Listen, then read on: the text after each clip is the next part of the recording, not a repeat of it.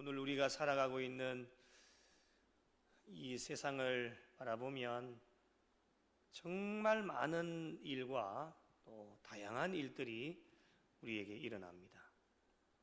계획되어진 일들도 있고 대부분의 일들이 계획하지 않는 일들도 우리에게 일어나게 되어집니다. 일어나는 모든 일은 우리가 무엇이 옳고 그런지를 판단하고 선택을 해야 되는데 그 선택의 몫은 저와 여러분에게 달려 있습니다. 다른 사람에게 조언을 구할 수도 있고 또 조언을 들을 수도 있겠지만은 결국 마지막 판단은 저와 여러분이 해야 되기 때문에 저와 여러분에게 가장 필요한 것은 바로 하나님께서 주신 지혜입니다. 지식도 어느 정도는 우리에게 필요하겠지만은 아시다시피 지혜는 한계가 있기 때문에 사람이 배우고 터득한 지식을 잘 활용할 수 있도록 하나님께서 사람들에게 주시는 것이 바로 지혜입니다. 지혜만 있으면 어떤 것도 두려워할 필요가 없습니다. 모든 일을 쉽게 또 은혜롭게 해결을 할 수 있기 때문입니다. 그래서 지혜는 돈으로 형용할 수 없는 아주 놀라운 가치를 가지고 있는 것이 지혜이기 때문에 우리 지난 시간에도 계속 살펴봤지만 하나님께서 주시는 지혜는 무슨 일이 있어도 잘 간직해야 되고 주님 오시는 그날까지 절대로 잃어버려서는 안 됩니다. 다른 것 다 잃어버려도 우리 신앙 그리고 믿음, 예수를 믿는 사람들에게 지혜는 꼭 있어야 될 것이기 때문에 지혜만 있으면 인간의 어떠한 문제도 다 해결할 수 있는 것이기 때문에 지혜가 없이는 인간의 어떤 것도 해결할 수 없다. 그래서 성경 66권 가운데에 우리에게 잠언서를 허락을 해 주셨습니다. 모든 성경 책 하나하나가 우리 저와 여러분의 신앙생활에 지침이 되어지지만 특별히 이 잠언서는 이 땅에서 신앙생활을 하는 동안에 우리 신앙인들이 지혜롭게 살아가기 위한 삶의 지침을 말씀을 통해서 저와 여러분에게 권면을 하여 주십니다. 잠언의 말씀을 주신 목적이 우리 잠언서를 시작하면서 살펴보았는데요. 잠언 1장 3절과 4절에 이렇게 우리에게 말씀을 합니다. 지혜롭게, 공의롭게, 정의롭게, 정직하게 행할 일에 대하여 훈계를 받게 하며 잠언서를 우리에게 주신 목적입니다. 지혜롭게 살아가고 공의롭게 살고 정의롭게 살고 정직하게 살아가는 것이 어떠한 것일까라고 하는 것을 말씀을 통해 잠언서를 통해 우리에게 말씀을 해주셨고 4절 말씀에 보니까 어리석은 자를 슬기롭게 하며 젊은 자에게 지식과 근신함을 주기 위한 것이다. 이것이 바로 잠언서를 기록한 목적임을 저와 여러분에게 말씀하여 주셨습니다. 그런 의미에서 볼 때에 오늘 말씀은 여러분 성경 표제어를 보시면 솔로몬의 잠언 이렇게 나옵니다. 1절부터 32절까지 말씀이 나오는데 오늘부터 시작해서 5단락으로 나누어서 말씀을 살펴보면서 솔로몬의 잠언이 저와 여러분에게 어떠한 말씀의 교훈을 주시는지 함께 살펴보도록 하겠습니다. 오늘 우리가 읽은 3절의 말씀은 지혜로운 자는 어떤 삶의 특징이 있을까를 우리에게 말씀을 하고 계시는데 하나님께서 주신 지혜가 있는 자, 지혜로운 자, 지혜롭게 살아가는 자는 자기가 지혜 있다라고 말로 하지 않습니다. 삶으로 그것을 증명을 하게 되어지는데 그 사람이 살아가는 삶을 보면 지혜로운 자인지 아닌지를 확실하게 알 수 있다라고 하는 겁니다. 100마디의 말보다도 삶을 통해서 보여주면 그 사람이 어떠한 삶을 살아가는지를 확실하게 알 수 있다라고 하는 겁니다. 그렇다면 지혜로운 자의 삶의 특징이 무엇일까? 한 절씩 말씀을 살펴보도록 하겠습니다. 첫째는 지혜로운 자는 아비를 기쁘게 한다라고 말씀을 합니다. 1절 말씀을 다시 한번 읽어보겠습니다. 함께 읽겠습니다. 시작. 솔로몬의 잠언이라 지혜로운 아들은 아비를 기쁘게 하거니와 미련한 아들은 어미의 근심이니라. 아멘.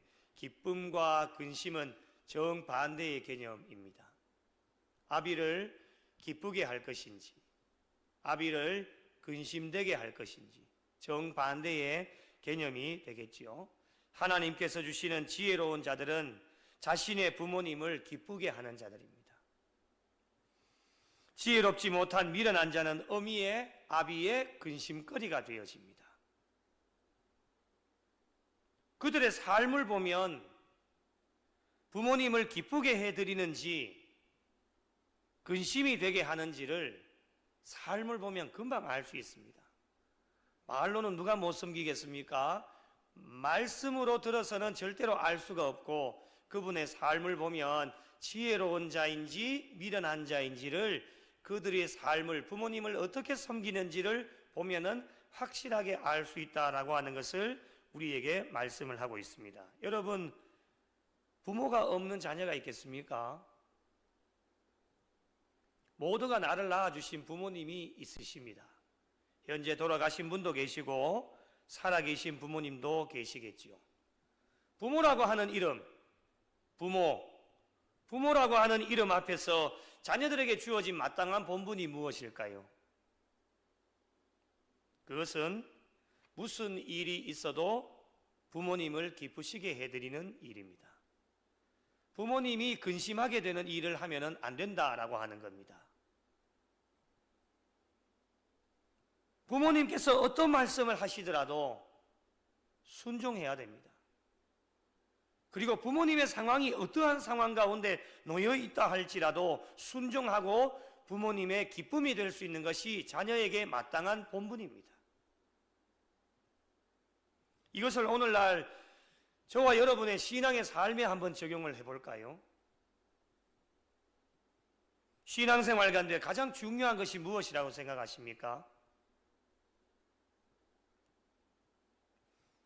저는 이것이라고 생각합니다. 영적인 아버지가 되시는 하나님을 기쁘시게 해드리는 일. 그것이 가장 중요하다고 생각합니다. 육적인 부모의 마음도 기쁘시게 해드려야 되겠지만 그것보다도 더 중요한 것은 영적 아버지가 되시는 하나님의 마음을 기쁘시게 해드리는 일. 그것이 오늘날 저와 여러분의 신앙의 삶에 가장 중요한 것이 아니겠습니까? 세상의 일이든 교회의 일이든 모든 일에 그렇게 해야 됩니다. 교회 안에서만 하나님을 기쁘시게 하는 일이 아니라 우리는 세상에 나가서도 예수를 믿는 사람이든 믿지 않는 사람이든 만나는 모든 사람들에게 그 만남을 통해서 하나님께 기쁨이 되어야 됩니다. 소요리 문답 제1문 1답에 사람의 제일 되는 목적이 무엇입니까? 라고 묻습니다. 답이 무엇입니까? 다들 알고 계시죠? 하나님을 영화롭게 하며 하나님으로 말미암아 그를 영원토록 즐거워하는 겁니다. 두 가지지요. 하나님께 영광 돌리고 하나님을 기쁘시게 해드리는 것이 사람이 살아가는 목적입니다. 오늘 우리가 살아가는 목적 무엇입니까? 돈을 벌기 위한 것입니까? 우리가 건강하기 위한 것입니까? 그것도 중요하겠지만은 오늘 이 하루의 삶의 목적, 내일 하루가 주어진다라면 내일 살아가는 저와 여러분의 목적은 무엇이냐? 하나님께 영광입니다. 그리고 하나님을 기쁘시게 해드려야 됩니다. 이 목적에서 벗어나게 되어지면 그리스도인이라고 할 수도 없고 감히 말씀드릴 수 있겠지만은 천국에 들어갈 수도 없습니다. 고린도전서 10장 31절에 분명 우리에게 말씀을 합니다. 그런즉 너희가 먹든지 마시든지 무엇을 하든지 다 하나님의 영광을 위하여 하라. 다 하시는 말씀 아닙니까? 어떠한 것도 구별이 되어지지 않습니다. 다 합니다. 다 하나님의 영광을 위하여 하라. 우리의 머리부터 발끝까지 우리의 숨 쉬는 것조차도 하나님께 영광이 되게 하라. 그것이 하나님의 명령입니다. 그러니 신앙생활이 많은 분들이 이야기하는 것이 정말 어렵다. 모든 일이니까 그래요. 교회 안에서야 누가 하나님께 영광을 못 돌리겠습니까? 교회 안에서야 누가 신앙생활을 잘 하지 못하겠습니까? 다 잘할 수 있습니다. 그런데 세상에서는 문제가 되어지죠. 예배가 삶이 되고 삶이 예배가 되어져야 되는데 그것이 잘 되어지지 않다 보니까 교회 안에 와서도 마저도 가면을 쓰고 신앙생활 잘하는 척하게 되어지니까 세상 사람들에게 인정을 받지를 못하게 되어지는 겁니다. 그래서 모든 일입니다. 다 하나님의 영광을 위하여 하라. 하나님의 명령입니다. 무슨 일을 하더라도 하나님께 영광이 되어야 되고 하나님께 기쁨이 되어지는 그것이 저와 여러분의 신앙의 삶, 인생의 삶의 최우선이 되어야 됩니다. 나중에도 나오겠지만은 사람을 기쁘게 해드리는 것, 그 별로 중요하지 않습니다. 그러므로 오늘날 저와 여러분의 신앙의 삶은 어떠해야 될 것인가? 에베소서 5장 10절에 이렇게 말씀을 합니다. 주를 기쁘시게 할 것이 무엇인가? 시험하여 보라. 잘 분별하라는 겁니다. 내가 말 한마디를 해도 이 말 한마디 하면 하나님께서 기뻐하실까? 이거 생각해 보라는 겁니다. 내가 이런 행동을 하면 하나님께서 기뻐하실까? 생각을 해보라는 것. 시험하여 보라. 분별하라는 겁니다. 그래서 기쁨이 안 들 것 같으면 말하지도 말고 행동하지도 말라는 거예요. 그러니 신앙생활이 얼마나 어렵습니까? 이런 것조차도 다 신경을 써야 되고 말 한마디 하는 거나 행동하는 거나 이런 것도 다 신경을 써야 되니까 신앙생활이 그렇게 쉽게 하는 게 아닙니다. 누구나 다 할 수 있다고 한다면 아무나 신앙생활 다 할 수 있겠죠. 그러면 우리가 구별되어진 자라고 어떻게 이야기를 할 수 있겠습니까? 세상 사람들은 자기 멋대로 자기 하고 싶은 대로 다 하면서 살지만 예수를 믿는 순간에 자신의 생각과 뜻은 십자가에 다 못을 박았기 때문에 내 마음대로 할 수가 없습니다. 그래서 성령님이 늘 우리의 심령 가운데 내주하셔서 우리의 말과 우리의 행동과 우리의 모든 삶을 컨트롤해 나가실 수 있도록 우리의 모든 삶의 중심을 하나님께 맡기는 것이 신앙생활 아니겠습니까?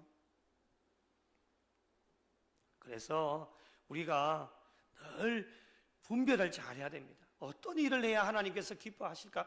내가 이 일을 하면 하나님 기뻐하실까? 내가 저 일을 하면 하나님 기뻐하실까? 늘 온통 우리의 머리는 세상 것들로 가득 차 있는 것이 아니라 어떻게 하면 하나님 기뻐하실까? 이것으로 우리의 머리가 가득 차 있어야 됩니다. 그래야 오늘날 우리의 신앙의 삶이 지혜로운 자로 잘 분별을 할 수 있다라고 하는 겁니다. 선, 악 간의 분별을 의미하는데 오늘날 우리의 신앙의 삶이 선한 일을 하게 되어지면 하나님 기뻐하시지만 악한 일을 하게 되어지면 하나님은 진노하시고 하나님의 심판을 피할 길이 없습니다. 그러므로 날마다 우리는 로마서 12장 1절을 고백하지 않습니까? 너희 몸을 하나님이 기뻐하시는 거룩한 산 제물로 드리라. 지혜로운 자는 하나님께 몸을 드리는데 어떻게 드릴까? 기쁨으로 드립니다. 무슨 일을 해도 기쁨으로 하게 되어집니다. 어떻게 드리는지를 보면 그 사람이 지혜로운 자인지 어리석은 자인지를 금방 알게 되어집니다. 드리면서도 기쁨으로 드리지 못하면 지혜로운 자가 되지를 못합니다. 차라리 안 드리는 게 낫겠지요. 기쁨으로 드리는 자는 어떤 것을 드려도 아까워하지 않습니다. 드리고도 후회하지 않습니다. 이런 자들이 지혜로운 자들이다라고 우리에게 말씀을 합니다. 그리고 지혜로운 자들은 갈라디아서 1장 10절 우리 같이 한번 읽어보실까요? 시작. 이제 내가 사람들에게 좋게 하랴 하나님께 좋게 하랴 사람들에게 기쁨을 구하랴. 내가 지금까지 사람들의 기쁨을 구하였다면 그리스도의 종이 아니니라. 아멘. 띄워놓으시고 잘 한번 보십시오, 여러분. 여러분의 믿음과 신앙을 한번 점검을 해보십시오. 누구를 기쁘게 하셨습니까? 사람들에게 좋게 하셨습니까? 사람들에게 좋게 보이려고? 아니면 하나님께 좋게 보이려고 신앙생활 하셨습니까? 사람들에게 기쁨을 구하셨습니까? 아니면 하나님의 기쁨을 구하셨습니까?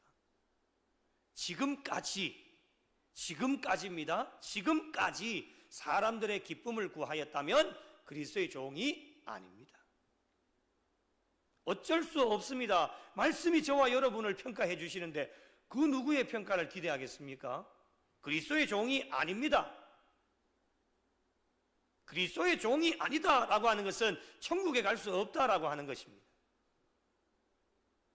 그러니 오늘부터라도 마음을 다시금 되돌려서 사람들에게 좋게 구하고 사람들에게 기쁨이 되려고 했던 그런 신앙의 삶을 다시금 되돌리셔서 하나님께 기쁨이 되어지고 하나님을 좋게 할 수 있는 그런 자들이 되어질 때에 그런 사람이 지혜로운 자다라고 하는 것을 우리에게 말씀을 하고 있습니다. 사랑하는 성도 여러분, 하나님께서 주신 지혜가 저와 여러분에게 있다라고 한다면 날마다 우리는 기쁨의 삶을 살 수 있습니다. 어떤 어려움이 찾아와도 환난과 근심과 걱정과 염려가 우리에게 있다 할지라도 모든 것을 하나님께 맡길 수 있고 신앙의 경주를 달려가는 자들이 복된 자들이고 하나님께서 기뻐하시는 지혜로운 자들이 되어질 수 있습니다. 저와 여러분의 남은 여생, 부모님 그리고 우리 주변의 모든 우리 어르신들을 기쁘게 해드리는 일에 자녀된 도리를 다 할 수 있는 성도들이 되시고 모든 일에 하나님과 사람들에게 근심이 되지 않고 늘 기쁨이 되어지는 하나님께서 저와 여러분을 바라보실 때에 오늘 이 밤에도 흐뭇하게 웃으시면서 기쁨을 표현하실 수 있는 그런 신앙의 경주를 달려가실 수 있는 복된 성도들이 되시기를 예수님의 이름으로 간절히 축복합니다. 두 번째로 지혜로운 자는 불의의 재물이 무익한 것을 아는 자들이다 라고 말씀을 합니다. 오늘 2절 말씀을 같이 한번 읽어보겠습니다. 시작. 불의의 재물은 무익하여도 공의는 죽음에서 건지느니라. 아멘. 불의의 재물은 무익하여도 공의는 죽음에서 건지신다. 참 중요한 말씀일 것 같습니다. 하나님께서 주신 지혜로운 자가 되면 불의한 것이 우리 앞에 놓여진다 할지라도 그것을 붙잡지 않습니다. 취하지 않습니다. 지혜로운 자만이 할 수 있습니다. 왜 붙잡지 않습니까? 이유는 간단합니다. 불의의 재물은 무익하기 때문입니다. 우리에게 어떤 유익도 없습니다. 그래서 부정하게 모은 재물은 어떤 것도 쓸모가 없고 하나님 앞에 드려도 하나님 받지 않으십니다. 하나님은 없으신 분이 아니십니다. 다 가지고 계시는 분입니다. 그래서 부정하게 모은 재물은 쓸모가 없습니다. 하나님께서 받지 않으시고 드려도 그것을 사용하지 아니하십니다. 그런데 공의는 어떻습니까? 죽음에서 건지신다. 공의를 다른 번역본에 보니까 이렇게 번역을 합니다. 공동 번역에 보니까 바르게 살면, 현대인의 성경에는 정직, 이걸 풀어서 이야기하면 이렇습니다. 바르게 살고 정직하게 살면 죽을 사람도 건져내신다라는 겁니다. 이것이 하나님의 말씀입니다. 우리가 어떻게 살아야 되겠습니까? 답은 남아있죠? 바르게 살아야 됩니다. 예수 믿는 자로 정직하게 살면 죽음의 순간이 다가와도 생명을 연장시켜 주셔서 귀한 사명들을 잘 감당할 수 있도록 하나님께서 역사해 주십니다. 그래서 지혜로운 사람은 재물을 섬기지 않습니다. 왜 그렇습니까? 재물은 우리의 영혼, 만족함을 주지 못하기 때문에 그렇습니다. 뭐 세상 어느 것 하나 우리의 영혼, 우리의 심령을 만족해 하는 것이 있겠습니까? 약간의 도움은 되어져도 우리의 심령, 그것을 우상으로 삼고 그것을 우리의 심령 가운데 받아들이게 되어지면 약간의 유익은 있겠지만은 우리의 근본적인 문제를 해결할 수가 없고 나중에는 결국 그것 때문에 문제가 발생하게 되어져서 구원받은 백성으로 살지 못하도록 발목을 잡히게 되어지는 그런 것이 되어질 수도 있다라고 하는 겁니다. 그래서 마태복음 6장 24절에 아주 유명한 말씀이 나오죠. 함께 읽어보겠습니다. 시작. 한 사람이 두 주인을 섬기지 못할 것이니 혹 이를 미워하고 저를 사랑하거나 혹 이를 중히 여기고 저를 경히 여김이라. 너희가 하나님과 재물을 겸하여 섬기지 못하느니라. 아멘. 어떤 분들은 믿음과 신앙에 자신이 있어서 두 가지 다 하면 안 되겠습니까? 라고 이야기를 해요. 나 자신 있다는 거예요. 하나님도 섬기고 재물도 나한테 많이 맡겨주시면 나 양다리 걸치지 않고 적절하게 잘 사용해서 내가 하나님 앞에 영광을 돌릴 수 있다라고 자신 있게 이야기하는데요, 많은 분들이 그렇게 이야기를 해요. 그러나 여러분, 성경은 아주 단호합니다.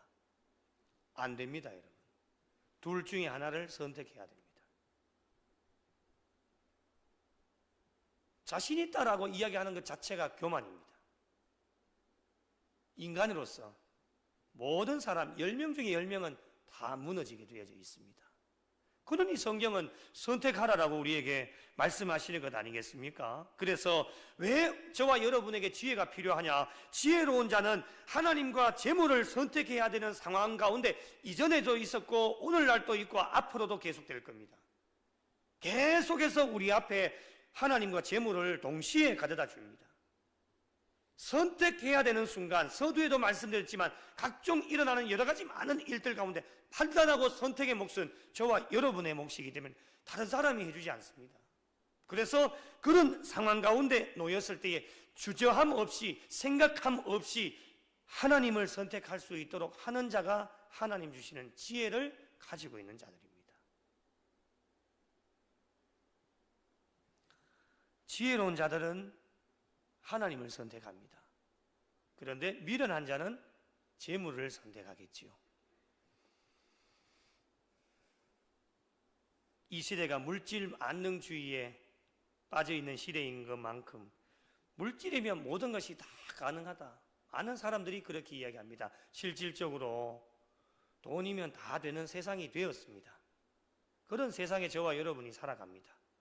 그러나 저와 여러분은 달라야 되지 않겠습니까?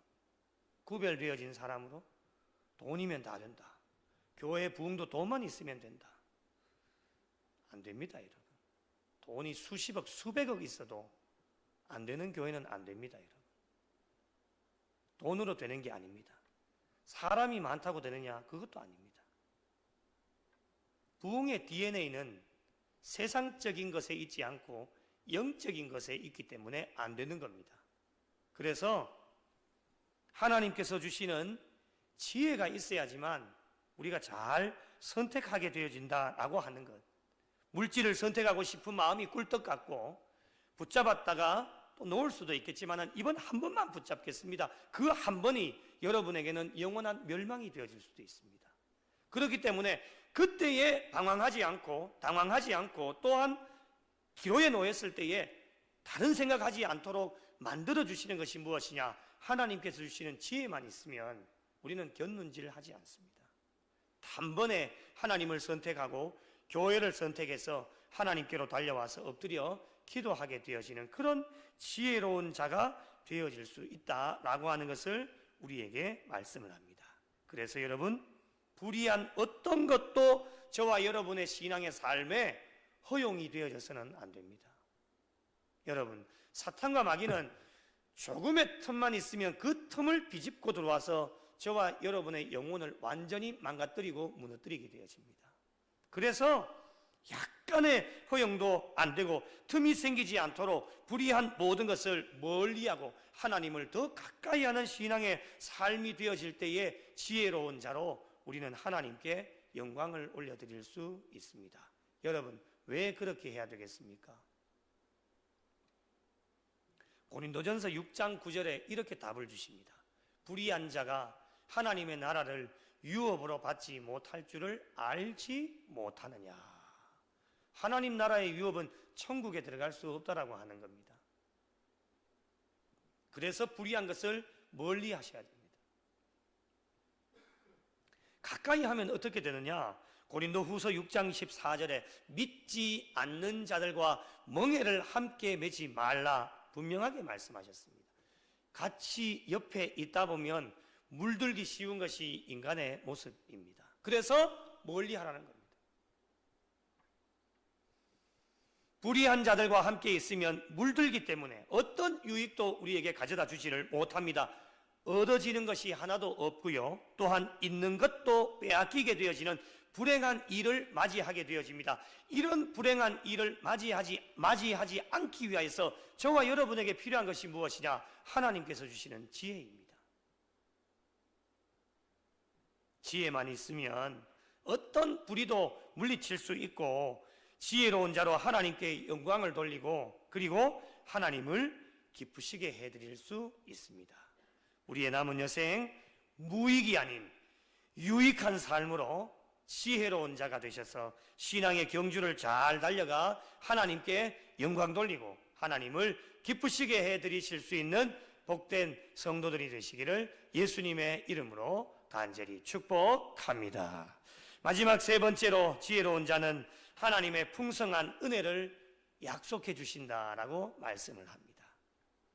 오늘 말씀 3절을 같이 한번 읽어보겠습니다. 시작. 여호와께서 의인의 영혼은 줄이지 않게 하시나 악인의 소욕은 물리치시느니라. 아멘. 의인들이 줄이지 않도록 하신다. 분명한 하나님의 풍성한 은혜와 복입니다. 약속해 주셨습니다. 하나님의 약속입니다. 하나님의 약속은 변함이 없습니다. 하나님의 약속은 어기지 않으십니다. 분명 의인의 삶을 살아가고 의인의 영혼, 영적인 상태를 잘 준비하면 하나님의 은혜와 복은 하나님 때가 되어지면 저와 여러분에게 허락해 주십니다. 그러나 여러분, 악인들의 탐욕, 아무리 얻으려고 발버둥을 쳐도 얻지를 못하고 얻어낸다 해도 그것은 오래가지 못하고 모든 것이 사라지게 되어지면 우리에게 말씀을 하고 있습니다. 하나님께서는 하나님의 마음에 쏙 드는 자를 선택하셔서 하나님의 일을 맡겨주시고 또 그 일을 감당할 수 있도록 하나님의 능력과 은혜를 저와 여러분에게 허락해 주십니다. 그러나 악한 자들에게는 기다리고 있는 것이 하나님의 심판이 기다리고 있습니다. 그러므로 신앙인들은 하나님의 약속을 굳게 믿고 어떠한 불의한 일도 멀리하고 신앙의 경주를 달려가면 하나님의 때가 되어지면 하나님께서 약속한 것이 이루어지는 그 때가 찾아오게 되어집니다. 그 때를 알 수 없어서 때로는 우리의 마음이 답답하기도 하고 또 기다리지 못할 것 같은 마음이 들 때도 있겠지만은 기다리십시오. 잘 기다리고 인내하다 보면 하나님의 약속은 변함이 없습니다. 늘 중심을 잡고 지혜로운 자로 잘 달려가면 하나님께서는 의인의 영혼에 풍성한 줄이지 않는 풍성한 은혜와 복을 주시지만 기다리지 못하고 악한 자의 길로 가서 그들의 삶과 함께 하게 되어지면 우리의 결과는 멸망이다 라고 하는 것을 우리에게 말씀을 통해 권면하여 주십니다. 사랑하는 성도 여러분, 하나님께서는 오늘도 저희 모두가 지혜로운 자가 될 수 있도록 지혜를 저와 여러분에게 허락해 주십니다. 하나님 주시는 지혜를 잘 받으셔서 주님 오시는 그날까지 잘 간직하시고 지혜로운 자로 우리 부모님과 어르신들의 마음을 기쁘시게 해드리고, 그리고 불의의 재물은 우리의 신앙의 삶에 무익하다라고 하는 것을 다시 한번 깨달으셔서 저와 여러분에게 주어진 의인의 길을 잘 달려가서 하나님의 약속을 믿고 지혜로운 자로 살아가셔서 하나님께 영광이 되어지고 하나님을 기쁘시게 해드리실 수 있는 우리 구미 영락교회와 속하여진 모든 성도들이 되시기를 예수님의 이름으로 간절히 축원합니다. 두말 없는 세대 가운데 빛을 잃은 세상 향하여 진리의 등대로 세우신 몸된 교회, 복음의 능력 나타내소서. 예수의 흘리신 보혈로 사신 교회, 십자가 사랑만 증거하는 교회, 죽어가는 영혼 살려 일으키고 가난한 자에게 나눔과 섬김을 주의 교회를 새롭게 하소서. 말씀으로 성령으로 주의 교회를 부르시키소서.